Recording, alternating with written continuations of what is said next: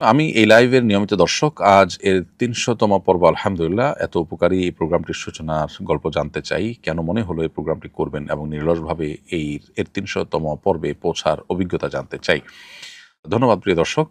আপনার এই অনুভূতি আমাদেরকে আনন্দিত করে, আল্লাহর শুকরিয়া আদায় করতে আমাদেরকে উৎসাহিত করে, অনুপ্রাণিত করে। জাযাকুমুল্লাহ খাইর। আপনি নিয়মিত দর্শক শুনে খুব ভালো লাগলো।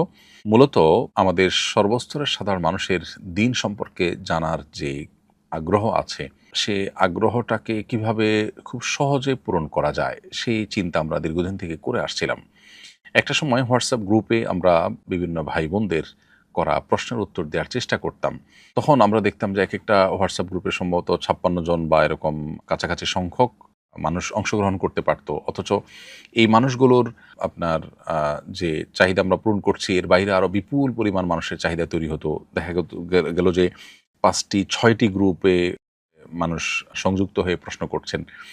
তখন যেহেতু আমি সৌদি আরবে ছিলাম এবং আমার দাওয়াতি কাজের অংশ হিসাবে সর্বস্তরের সাধারণ মানুষকে প্রশ্নোত্তর দিতে হতো, সেজন্য আমরা এই গ্রুপগুলোতে প্রচুর পরিমাণে সময় দিতাম। কিন্তু আলাদা আলাদা গ্রুপ করে করে মানুষকে সময় দেওয়ার চাইতে সবাইকে একটা প্ল্যাটফর্মে এনে প্রশ্ন উত্তর দেওয়ার সুযোগ থাকলে সেটা আমাদের জন্য ভালো হতো, তাদের জন্য ভালো হতো। একই প্রশ্ন দেখা যায় বহু মানুষের সেটার উত্তর জানার সুযোগ হতো। এই চিন্তা থেকে মূলত আমরা এই ফেসবুক লাইভের মাধ্যমে এবং ইউটিউব লাইভের মাধ্যমে আমাদের সম্মানিত দর্শক শ্রোতা মণ্ডলীর সারা দুনিয়াতে যারা ছড়িয়ে ছিটিয়ে আছেন সর্বস্তরের সাধারণ মুসলমানদের প্রশ্ন উত্তর দেওয়ার জন্য আমরা এই লাইভ অনুষ্ঠানটি শুরু করি।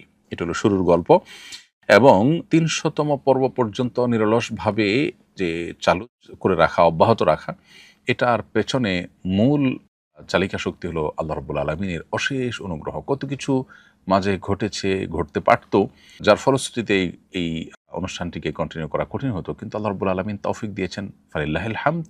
সেই সাথে আমাদের সম্মানিত দর্শক শ্রোতা মণ্ডলী যারা শুরু থেকে আমাদেরকে অনুপ্রাণিত করে আসছেন, যারা অংশগ্রহণ করে আসছেন, যারা ধৈর্য ধারণ করে শুনেছেন, অন্যদেরকে দাওয়াত দিয়েছেন, তাদের এই অংশগ্রহণটা মূলত আমাদেরকে অনেক বেশি অনুপ্রাণিত করেছে। এজন্য তাদের প্রতিও কৃতজ্ঞতা এবং ধন্যবাদ।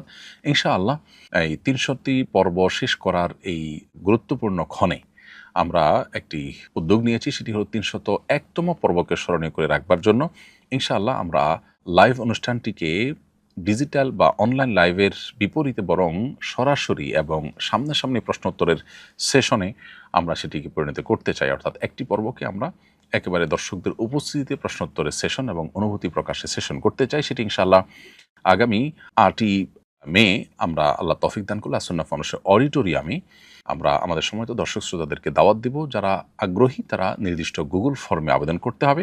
আবেদনকারীদের মধ্য থেকে ৫০০ লোককে আমরা ইনশাআল্লাহ ফোন কলের মাধ্যমে, SMS এর মাধ্যমে আমরা নিশ্চিত করব তারা ইনশাআল্লাহ জুমাবার অর্থাৎ আগামী জুমাবার ৮ই মে তারা আসরের সময় ফাউন্ডেশনে চলে আসবেন বা আসরের পরপর চলে আসবেন। মাগরিব পড়ে আমরা সাথে সাথে লাইভে সংযুক্ত হব। অর্থাৎ প্রতিদিন এই লাইভ অনুষ্ঠানটা আমরা এশারের পরে করলেও সেদিন আমরা মাগরিবের পরে করব এবং সরাসরি অংশগ্রহণ করবার সুযোগ থাকবে। যারা দূর দূরান্তে আছেন বা শারীরিকভাবে অংশগ্রহণ করতে পারছেন না, তারা যেন অনলাইনে এই অনুষ্ঠানে আমাদের সাথে সংযুক্ত হতে পারেন, তাদের জন্য আমরা ব্যবস্থা রাখবো এবং সরাসরি সেটি লাইভ সম্প্রচারিত অনলাইনেও হবে।